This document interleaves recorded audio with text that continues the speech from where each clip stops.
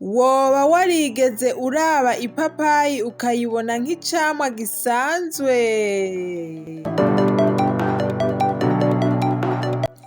Hari abantu benshi bayifungura batazi ibintu vyinshi ishobora gufasha umubiri. Mu bisanzwe ipapayi iraryoshe, iroroshe gufungura, kandi irimwo intungamubiri zitandukanye. Muri iyi video tugiye kurabira hamwe akamaro k'ipapayi hamwe n'igituma wari ukwiye kuyifungura.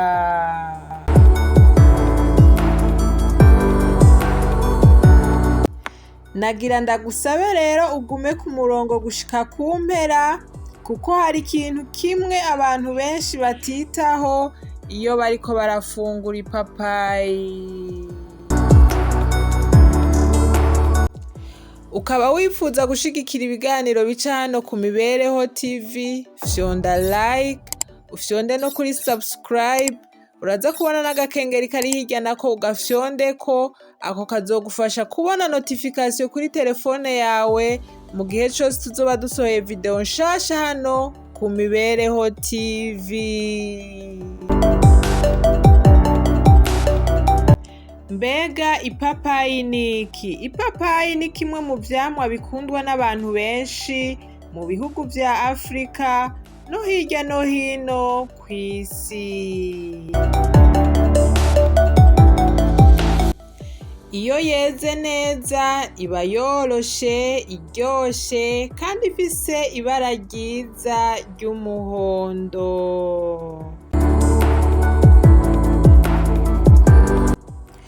Ariko igikuru si uko iryoshe gusa, ahubwo ipapayi irimwo vitamine, ikabamwo fibre, hamwe n'ibindi vyunyunyu.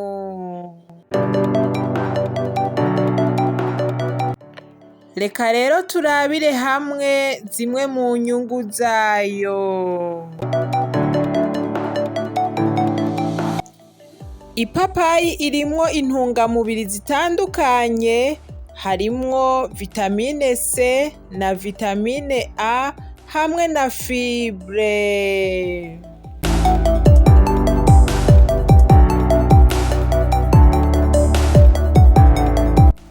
Izo ntungamubiri nazo zikaba zifasha umubiri kuguma ufise ubuzima bwiza.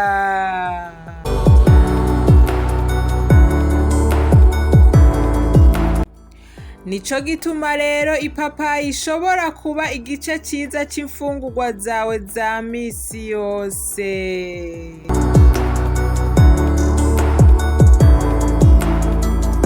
Nk'uko twabivuze, kimwe mu bintu bizwi kw'ipapayi nuko irimwo fibre. Fibre nayo ni igice gihambaye c'imfungurwa gifasha uburyo digestion ikora neza. Ipapayi kandi irimwo amazi menshi, rero kuyifungura bishobora gufasha umuntu kuronka fibre ikwiye. Ariko ntidukwiye kwibaza ko ipapayi yonyene ishobora gukemura ikibazo ca digestion, ahubwo amazi menshi, imboga, ibindi vyamwa n'ifungurwa birimwo fibre navyo birahambaye. Ipapayi kandi irimwo vitamine A. Vitamine A nayo ikaba ifise uruhara runini mu bijanye n'ubuzima bw'amaso hamwe n'ibikorwa bitandukanye vy'umubiri. Ariko ni vyiza kwibuka ko amaso akenera imfungurwa zikwije, atari icamwa kimwe gusa. Ipapayi irimwo vitamine C. Vitamine C ikaba ari imwe mu ntungamubiri umubiri ukenera kugira ngo ugume ukora neza. Vitamine C irafasha mu bikorwa bitandukanye vy'umubiri, harimwo gukomeza abasoda b'umubiri. ariko ntituvuga ko ipapayi ishobora gukiza ingwara, ahubwo n'igice c'imfungurwa yikwije ishobora gufasha umuntu kuronka intungamubiri akenera. Vitamine C irafise uruhara runini mu gukora collagen, ico kikaba ari icunyunyu gihambaye ku mubiri harimwo urukoba. Nico gituma gufungura imfungurwa zitandukanye zirimwo amavitamine ari ngirakamaro ku mubiri muri rusangi. None ipapayi woyikoresha gute? Ushobora kuyifungura yonyene canke ukayishira muri salade fruit, ukayivanga n'izindi fruit, canke ukayikoramwo umutobe. Ikintu gihambaye ni ukutayongeramwo isukari nyinshi, kuko ipapayi mu bisanzwe ifise uburyohe bwayo. Naho ipapayi ari icamwa ciza ku bantu benshi, si ngombwa kuyifungura ku rugero rurenze. Kandi ntukoreshe ipapayi nk'umuti w'ingwara, ahubwo rondera impanuro zo kwa muganga mu gihe woba ufise ibibazo.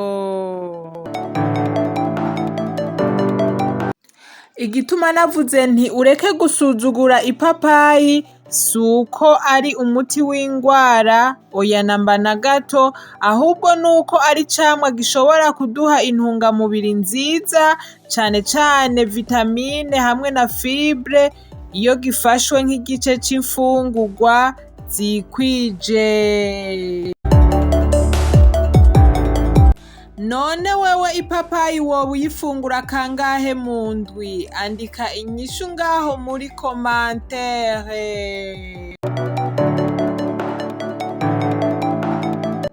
Nimba wize ikintu gishasha muri iyi video, fyonda like, usangize iyi video n'abandi, kandi ukore subscribe ku Mibereho TV kugira ngo ubone izindi nyigisho zijanye n'imibereho myiza n'imfungurwa.